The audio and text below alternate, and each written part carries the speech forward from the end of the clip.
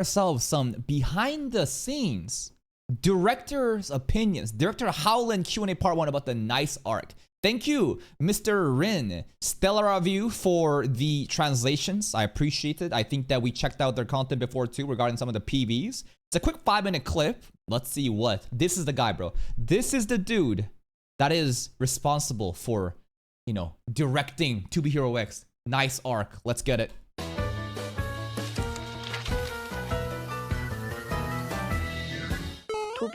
X Q&A 导演拷问 Director interrogation is crazy.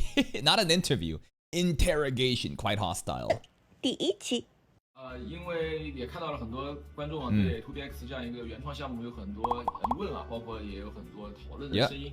所以呢，我觉得也以后借此机会呢 ，Give us the breakdown, bro. 篇章结束的时候呢，都给大家做一个 Q&A 的一个互动，所有的问题都其实可以。And obviously, it is now obviously confirmed that this is the end of the Nice arc, right? 4 episodes to conclude the Nice arc. I guess he's called the Commoner now, but we're going to go into probably what we saw in PV, the PV responsible for number 9 hero. Number 9 hero showed up at the end of, you know, episode 4 and did the whole plot twist. So it's probably going to be focused around him. 可以在我们的评论区跟我们做一个互动。那我们看到提问以后呢，由我会跟大家做一个解答。想看真正的奈斯，都已经把原来的故事线放出来。 We want to see the real Nice. Since you've already released the original story, why did you cut it off so abruptly? 为什么要戛然而止呢？我这边跟大家说，大家可以安心。 Like the real Nice as in the guy who jumped off the building. Like, who is he all about? 不是说上来前4分钟啪跳楼嘎掉以后就再也没有戏份了。那未来呢，其实奈斯还是会登场的。Does this kind of spoilers?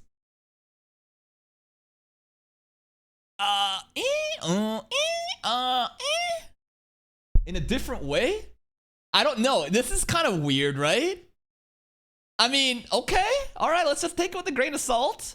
那么它是为什么说前面嘎掉的人后面会登场呢？其实呢，我们前面的奈斯篇、00篇也好，就是说它其实是一个道。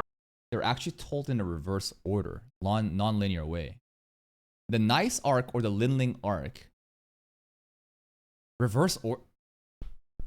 Wait, what? You're fucking with my timeline. Wait, he's trolling right now. 奈斯篇、00篇也好，就是说它其实是一个倒叙的形式。最早的那4集的其实是整。Like there. Okay, it's not that like Nice is like coming back, resurrected. It's more of past, different arcs, different stories, non-chronological, right? That's what he's saying. Nice can come back, right? That's what he's saying. So it's not like holy shit, he's actually alive. Oh my god, big spoilers. No. It's told in a non-linear way, and there's most likely Imagine Nice comes at the end of the series. They do some like full circle thing, where the season ends with them jumping off the rooftop again, and we just go full circle. 故事线的结尾，然后呢，只是说叙述的时候呢，是以它为开始的，所以呢，后面慢慢会通过倒叙的形式把很多的角色啊，在不同时间线的角色啊，慢慢的交代出来。然后希望通过这种方式呢，能够把世界观里的组织也好啊、阴谋也好啊、人物也好啊等等串联起来。那不管 Big brain storytelling， 慢慢会推导到奈斯的这个时间线和他交代前的这些故事。 那么在这些故事中，大家就能看到帅气的奈斯登场啦，包括还会有这样，弥补大家的一个遗憾，也为了防止大家太担心啊，就大家也能看到奈斯那种黑化后的那种表情。Dark turn, okay. Dark Nice incoming, guys. All right, get excited for that. Who knows when that's gonna happen though? Why was Linling set up to replace Nice initially? Was the Nice in the PV just someone in a costume? Why was he set up to replace Nice initially? Because he was at the crime scene, right? Not a crime scene, but he kind of was like the main guy that was there, and he kind of like resembled Nice's like bone structures too, right? 为什么当初设置00来替代奈斯呢？那 PV 的奈斯是一个皮套人吗？因为奈斯篇整个是一个荒诞的这样的一个定义嘛。 但我不觉得奈斯这个角色就是说是完全是一个皮套，因为包括刚刚我也说了，未来其实还是会讲奈斯的这样的一个故事，甚至奈斯的这样一个故事，其实它本身的经历吧，我觉得也反映了这个世界观的这种残酷 ，cruelty of the worldview 这样的一个结果。但是未来奈斯的命运会怎么样呢？其实我们觉得还是有很多可以挖掘的地方，具体怎么样，可能越往后看，大家就能够体会到了。那么关于00这个角色呢，我觉得也是一个比较典型的一个。 Yeah, the commoner, the underdog. 第4集的时候，大家也看到了他面对的一切，包括从第1集的一个 callback 那一下，然后 I love how he says callback in English though. So what have we learned so far? Nice will return in a different way because the story is told, in a non-chronological order. There's also like the dark Nice, persona that we definitely can explore and can understand what shaped him up to be like that. And Linling still gonna be around for the story as the commoner, and he'll be around. It's just that the focus of the story won't be him. 然后看到萧月清在他面前的这样的一个景象，其实我觉得其实是把前4集的一种感觉比较正的、很正常的开始，给他做了一个残酷的收束。希望观众能 Yeah, cruel conclusion. Yeah, I felt it. You fucker. Happy ending, bro.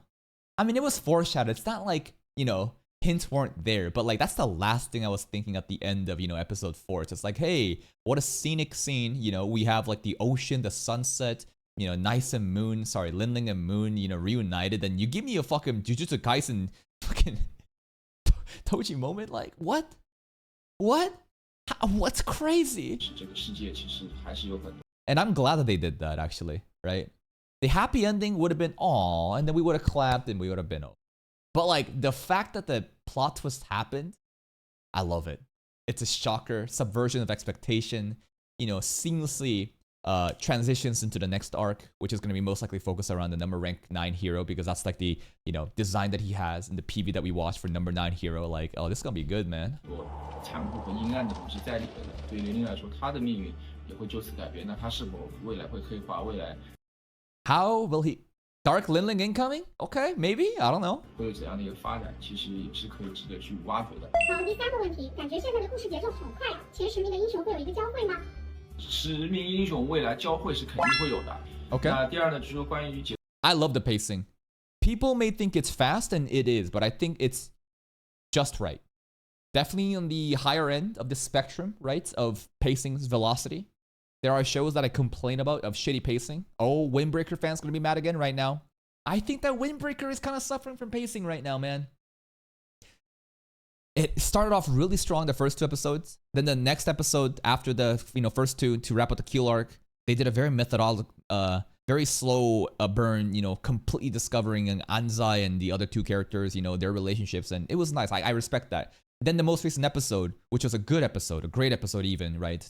Completely, talking about the characterizations and like the developments of these characters and the motivations to set up for the next arc. But if you think from the perspective of like the average fan watching this shit, no matter how much you personally enjoy it, I think that the masses actually are just kind of just brain dead and just want to see the hype fight shit. So to have them delay for 3 weeks to get to the next arc, and I hear the next arc too is going to be hype, but the next episode is still set up. It's still fine. It's just that I wish that they were able to concisely, combine episode 3 and 4 together and have a way to do it, or even skip episode 3 and just give, the Sakura, developments. And this is not a Windbreaker. I'm yapping. Anyways, there's series right now that the pacing, I think, is definitely a pain point. A-Rank Party also, that just wrapped that shit up. It gets so sluggish, momentum dies down, people forget about the show, womp womp. But 2B Hero X, I love it. It's great. 节奏的问题，其实前4集我是尝试了做法，节奏要加快，因为其实是故意做了一个尝试，是偏快的 intentional 一个方式。那我也看到大家反馈了，有一些会觉得太快了。那我觉得在后面的几个篇章里面，其实节奏都不一样， Okay. 甚至可能感 You might 觉 feel 到 it's too slow. 的篇章会快一些，篇章会慢一些。我觉得每一个篇章其实 Yeah, all the people complaining about fast pacing is going to be begging for the original pacing to come back later 刚 on. 刚我说的是它的主题不一样，它的味道不一样，那么它的画面表达不一样，那我觉得节奏上也会有些不一样。我觉得观众也可以看一看每个篇章，不一样的节奏是哪个节奏会大家会更加喜欢。陆光和莫莎是什么关系啊？你们公司崇尚到 What's the relationship between Lu Guang and Ghostblade? Is everyone in your company from top to bottom, including you, white-haired? I think the Chinese names are changing shit, because I think this is X, right? We're talking about number 1 hero, right? 加上您都是白毛吗？ And these characters. Basically, why are all the designs of these characters like white-haired? Lu Guang is from Link Click? Okay. Because this is the same people that make Link Click. Got it. So like, yeah. Why are they basically... I don't know. Why is Gojo Satoru white-haired? Why is so many characters like Hajime from Arifura to white-haired? Silver white-haired, Why am I white-haired? Not really. Why am I white-haired? I'm getting old, bro. And if I can, in advance, have gray hairs, then I will never go gray, because I was already gray. Anyways, it's just an aesthetic, visual, pleasing color, I guess. 我现在是黑毛小李，之前大家看到的是黄毛小李，今天录像的时候正好头发剪了是黑毛小李，所以不是说对 Link click references 白毛什么有太多的执着。然后我也看到了大家说 Also, the biggest person who abuses white hair, it's a silver-haired elves in anime. Doesn't have to be elf, but every fucking isekai, if there's an elf, most likely is silver. Not always, but a lot of them definitely do, right? And that gray silver-haired waifu, like it's a dime a dozen. It's just a very popular color aesthetic. 说对吧？陆光和墨莎，我觉得两个作品其实还不是说对，其实是两个作品啊。我觉得墨莎有墨莎的故事，然后我觉得墨莎的故事也应该会出乎所有人的预料之外。This is some link click stuff. Man, I want to check out link click, but we'll probably have to watch that as a community series one of these days. 目前来说是这样的，当然我自己也很忐忑，不知道这样的故事大家会能不能接受。还有一个赖斯半夜起来会对自己的雕像吓一跳吗？ What? Would Nice get scared by his own statue if he wakes up in the middle of the night? It'd be kind of disturbing, yeah. Yeah, if you don't get used to it, you just wake up and there's like a big version of just staring at you, standing and posing. Yeah, it'd be kind of awkward. That's some rich people problems. 那个雕像，我觉得其实是一种反讽的。讽刺的一种感觉 Satire, irony. 大家能看到整个奈斯的房间特别的干净，什么都没有，就是一种强迫症，完全的整洁。But the statue contradicts that. 这种状态，包括那个雕像自己的一种信念来催化自己，所以晚上吓不吓醒不重要，但是是给自己的一种信念。That's crazy, bro. There's so much again layers of depth and symbolism and hidden meanings, you know, that aligns to the themes of who Nice, you know, the perfect character is like the OCD and stuff like that. That's all from, you know, the fans wanting him to be perfect. 有人锐评，与其说是英雄，感觉更多的是一群打工仔啊。Rather than being heroes, it feels like a group of salarymen. Well, here's the thing. It's the relatability factor, right? What better way is it to compel the, you know, older audience and the people, the young professionals watching this, you know, shows, if you give them a background that, you know, aligns with what they're doing, right? That's why even in isekai shows, right? Salaryman this, salaryman that. Recently we're getting like older, like, you know, unks this, unk that, you know. It's just like a relatability factor in my opinion. 感觉更多的是一群打工仔啊。大家其实看前4集应该能感觉到了嘛，他们既是自己有自己的英雄的信念，但是呢也被这样的信念所裹挟的。其实我也不是说是他们是打工仔吧，我觉得更多的还是说背负这样的信念，他应该怎么选择自己的生活嘛，这个其实是核心的。Okay. Yeah, okay. But that answer doesn't really answer like why are they intentionally all salarymen. I definitely do, you know, agree that they have all their different beliefs in being heroes and, you know, they're not technically called salarymen, whatever, but they're in office jobs, right? They're working in big corpa, right? I think there is a relatability factor, a refreshing way of the audience being able to see themselves in these heroes. Like, I mean, that's what the show is all about. Anyone can be a hero, to be Hero X, right? 怎么选择自己的生活嘛，这个其实是核心的。有一个角色也是在天非常火的，叫启示，他排名249， Enlighter 是天 249. Oh, God Eye. 在最下面的小三角一层和其他人。Is Enlighter, who's ranked 249, always at the bottom, squeezing the lower triangle section with the others in the big share? I didn't realize that, huh? As the floors get bigger, the floors get higher. It does get wider and yeah, that makes sense, right? You live at the penthouse, it's gonna be way more, you know, square foot of, you know, room. I guess you have at the very bottom. It's like a fucking prison. It's like a prison cell. I hope it's not a prison cell if you're especially a hero. Probably living a little bit better than that. 起大通铺嘛。我们这个英雄塔只接收前100名。Only 100. That makes it even kind of worse.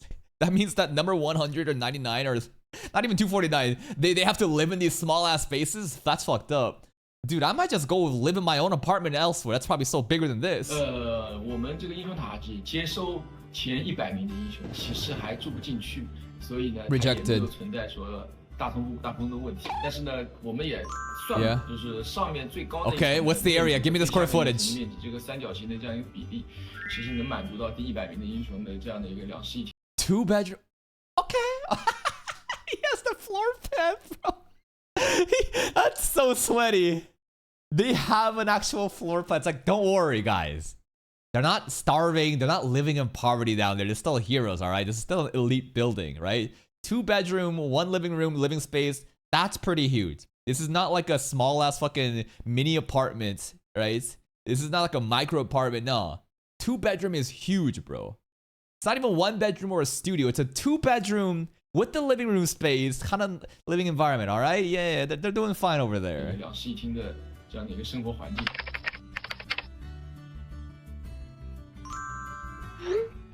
And that's it, I think. Here's the floor plan, guys. Here's the triangle plan. It's in Chinese, but I think you can kind of understand that these are the elevators, these are the living situations, the spaces, the different dimensions, right? You can see down here. What a silly, you know, receipt that he brought up. But hey, thank you, Director.